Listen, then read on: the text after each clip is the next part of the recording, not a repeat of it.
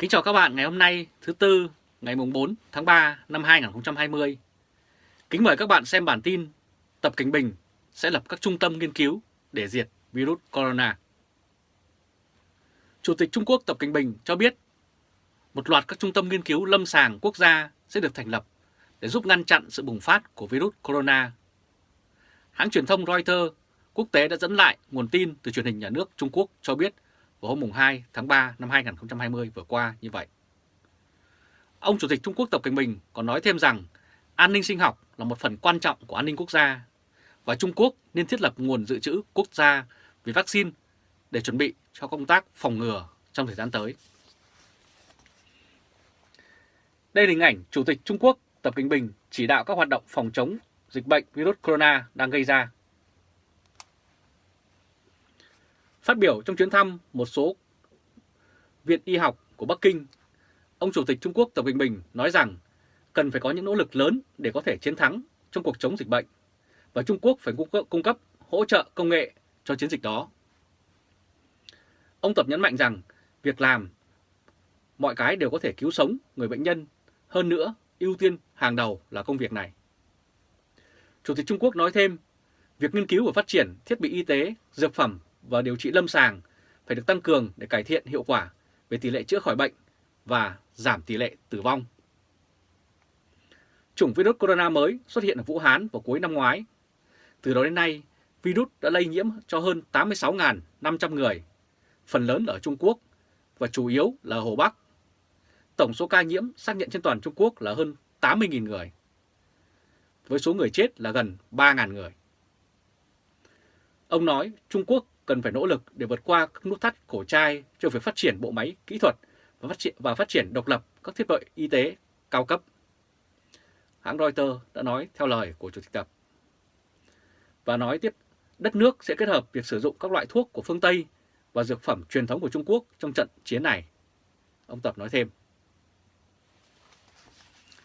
Ông Tập cho biết thêm rằng Trung Quốc sẽ phát triển vaccine, thuốc và xét nghiệm để chống lại virus corona càng sớm càng tốt. Đây là hình ảnh chen lấn mua hàng dự trữ vì lo sợ dịch cúm lây lan ở siêu thị Costco ở San Jose, California, Hoa Kỳ vào hôm 29 tháng 2 năm 2020 vừa qua. Theo Chủ tịch Trung Quốc Tập Cận Bình, Trung Quốc sẽ có một công nghệ cốt lõi với quyền sở hữu trí tuệ độc lập trong việc đưa ra sản phẩm và ứng dụng để bảo vệ sức khỏe và mạng sống của con người trong cuộc chiến chống virus. Ông Tập nói ông rất coi trọng sức khỏe tinh thần đối với những bệnh nhân đã hồi phục, những người đã mất người thân và những người phải xa cách gia đình trong một thời gian dài.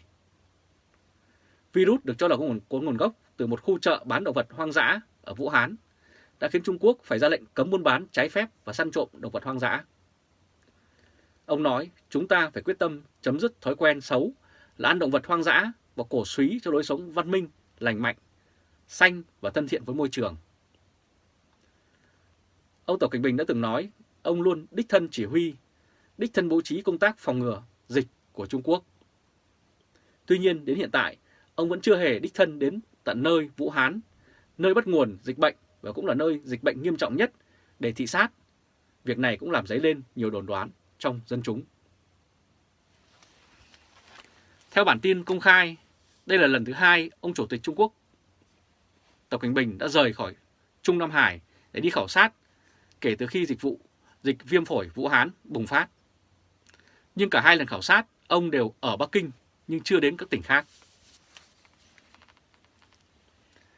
Đây là hình ảnh chụp ông Tổng Giám đốc của Tổ chức Y tế Thế giới đã gặp ông Chủ tịch Trung Quốc Tập Cận Bình vào ngày 28 tháng 1 năm 2020 vừa qua tại Bắc Kinh.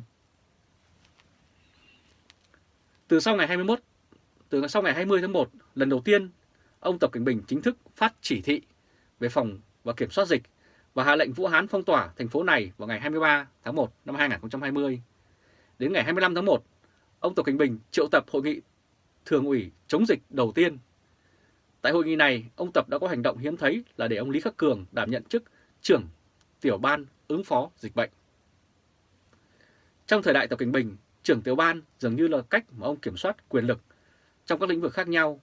Ông cũng kiêm nhiệm đến mười mấy chức trưởng tiểu ban như vậy. Tuy nhiên, Chức trưởng tiểu ban phòng chống dịch này, ông lại để cho Lý Khắc Cường gánh vác. Sau 2 ngày, ông Lý Khắc Cường đã xuất hiện tại các khu vực bệnh viện và nơi có bệnh nghiêm trọng là Vũ Hán, còn ông Tập Cảnh Bình lại lựa chọn ở sau màn để chỉ huy. Do đó cũng khiến nhiều giới có những nghi vấn khác nhau được đặt ra. Ngày 28 tháng 1, ông Tập Cảnh Bình đến đón tiếp Tổng Giám đốc của Tổ chức Y tế Thế giới ở Bắc Kinh.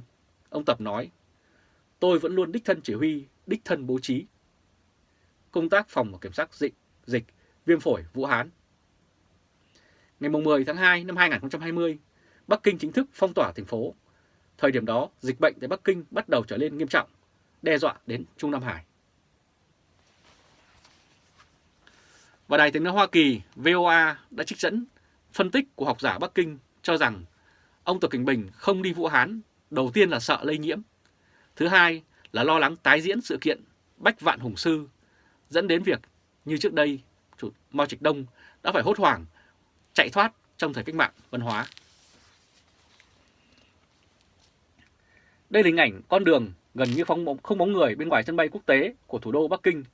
Thường ngày ở đây vẫn chật kín xe đưa đón người qua lại.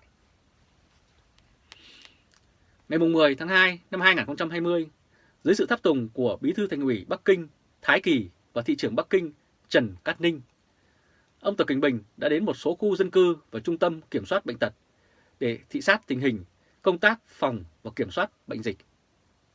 Ông Tập còn nói chuyện video với nhân viên công tác ở tuyến đầu đang phòng ngừa dịch bệnh tại Vũ Hán ở Hồ Bắc. Theo truyền thông nhà nước Trung Quốc đưa tin, ông Tập Cảnh Bình trong buổi chiều cùng ngày đã đến tiểu khu An Hoa Lý trên phố An Trinh tại quận Triều Dương để khảo sát và chỉ đạo công tác phòng ngừa. Đây là lần đầu tiên ông Tập Cảnh Bình đi đến khu dân cư kể từ khi Trung Quốc đại lục bùng phát dịch bệnh virus corona gây ra. Ông Hồ Bình, tổng biên tập danh dự của tạp chí Mùa Xuân Bắc Kinh cũng cho rằng ông Tập Cảnh Bình không đi đến Vũ Hán là xuất phát từ cân nhắc an toàn. Ngoài sự lây nhiễm, ông còn lo lắng cho sự an toàn của bản thân và rất nhiều quan chức và người dân Vũ Hán đều bất mãn với ông. Chẳng may có chuyện gì xảy ra thì sẽ rất phiền phức. Và vấn đề mà ông Tập Cảnh Bình không đi Vũ Hán, một bài viết trên tờ The Guardian tại Anh trước đó đã chỉ trích và trích dẫn phân tích của chuyên gia về vấn đề Trung Quốc nói rằng có lẽ ông Tập Cảnh Bình đã cố ý làm như vậy. Đây là hình ảnh Thủ tướng Trung Quốc Lý Khắc Cường đang chỉ đạo công tác phòng chống dịch bệnh do virus corona gây ra tại thành phố Vũ Hán ngày 27 tháng 1 năm 2020. Chủ tịch Trung Quốc Tập Cận Bình đã tập trung quyền lực lớn, xây dựng bản thân mình trở thành hạt nhân của Đảng Cộng sản Trung Quốc. Nếu virus dẫn đến biến động chính trị thì rủi ro mà ông đối mặt sẽ rất lớn. Một học giả định cư tại Mỹ đã tổng kết 5 phân tích nguyên nhân có thể dẫn đến việc ông Chủ tịch Trung Quốc Tập Cận Bình không đến Vũ Hán trên trang truyền thông của Đài Tiếng nói Hoa Kỳ VOA như sau. 1. Ông Tập Cận Bình có thể bị bệnh xuất phát từ tính toán cẩn thận. Dưới sự kiến nghị của bác sĩ và đội ngũ cố vấn nên đã quyết định không đi Vũ Hán để tránh bị lây nhiễm. 2. Thể hiện định lực chiến lược của ông cũng là có thể nói tính bướng bỉnh thể hiện ra cùng với việc tình hình dịch bệnh ngày càng gay go. Có lẽ ban đầu ông có dự tính đi Vũ Hán, nhưng phê bình của ngoại giới ngược lại khiến ông cho rằng không thể khuất phục kiểu áp lực này. 3. Ông Lý Khắc Cường đã đại diện cho ông Tập Cận Bình đi Vũ Hán rồi, nên có đi nữa cũng bằng thừa. 4. Ông cảm thấy trong thời điểm quan trọng này cần phải trấn giữ Bắc Kinh và đích thân bố trí và chỉ huy chiến dịch này, nắm và kiểm soát quyền lực tại đại lục. 5. Ông Tập Cận Bình có thể nghĩ đợi sau khi tình hình dịch bệnh ở Vũ Hán có chuyển biến tốt rồi mới đi. Và hoạt động của các nhà máy ở Trung Quốc sụt giảm với tốc độ kỷ lục vào tháng 2, thậm chí còn tệ hơn lúc diễn ra cuộc khủng hoảng tài chính toàn cầu. Nó nêu bật thiệt hại to lớn mà dịch virus corona đang gây ra với nền kinh tế lớn thứ hai trên thế giới này. Ngoài ra, dịch bệnh cũng lan tỏa trên khắp thế giới nơi có cộng đồng người Trung Quốc cư trú. Và đây là hình ảnh một phố tàu ở thành phố London thuộc Anh Quốc, gần như vắng tanh, không có người qua lại. Chỉ số quản lý sức mua PMI chính thức của Trung Quốc đã giảm xuống mức thấp kỷ lục là 35,7% trong tháng 2 so với 50,0% trong tháng 1. Cục Thống kê Quốc gia cho biết ngày thứ Bảy thấp hơn nhiều so với mốc 50 điểm phân tích mức tăng trưởng hàng tháng vào giai đoạn sụt giảm này. Chỉ số này cho thấy bức tranh tổng quát chính thức đầu tiên về nền kinh tế Trung Quốc kể từ khi dịch virus corona bùng phát. Dữ liệu này báo trước sự gián đoạn kinh tế do virus có thể kéo dài hết đến cả quý đầu tiên của năm 2020 vì dịch bệnh đã khiến các nhà chức trách ban hành những hạn chế du lịch rộng khắp và biện pháp y tế cộng đồng nghiêm ngặt mà đã làm tê liệt toàn bộ nền kinh tế. Một chỉ số phụ của hoạt động sản xuất lao dốc ở mức 27,8 trong tháng 2 so với mức 51,3 trong tháng 1 trước đó. Trong khi chỉ số đơn đặt hàng mới giảm xuống ở mức 29,3, giảm ở mức trước đó là 51,4. Các đơn đặt hàng xuất khẩu mới mà các nhà sản xuất Trung Quốc nhận được cũng giảm với tốc độ nhanh nhất trong nhiều năm. Với Cục Thống kê Quốc gia cảnh báo về áp lực đối với các nhà xuất khẩu từ các lô hàng bị trì hoãn và các đơn đặt hàng bị quốc tế và trên thế giới hủy. Các nhà phân tích đang cảnh báo sự lây lan của virus corona sang các quốc gia khác sẽ có tác động đến chuỗi cung ứng toàn cầu và hạn chế sự phục hồi cho các nhà sản xuất tại Trung Quốc.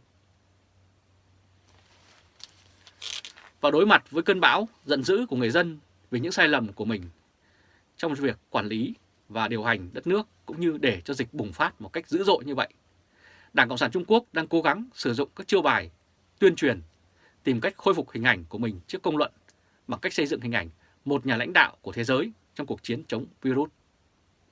Trung Quốc và Việt Nam đều là những nước vẫn áp dụng chủ thuyết cộng sản độc tài và ở đây không có truyền thông và tự do ngôn luận. Những tai họa bất ngờ như vậy cho người dân hai nước cũng từ đây mà ra và chỉ có sinh mạng của hàng triệu người dân là bị đe dọa mà thôi. Rất cảm ơn các bạn vừa theo dõi chương trình truyền hình trực tiếp của Lê Trung Khoa Thời báo.de ngày hôm nay thứ Tư ngày 4 tháng 3 năm 2020. Các bạn hãy chia sẻ video này cho nhiều người biết và bấm nút theo dõi YouTube và Facebook của Thời báo.de và chúng tôi sẽ tiếp tục cập nhật những bản tin mới nhất để phục vụ các bạn. Từ Berlin, Cộng hòa Liên bang Đức, Trung Khoa Thời báo.de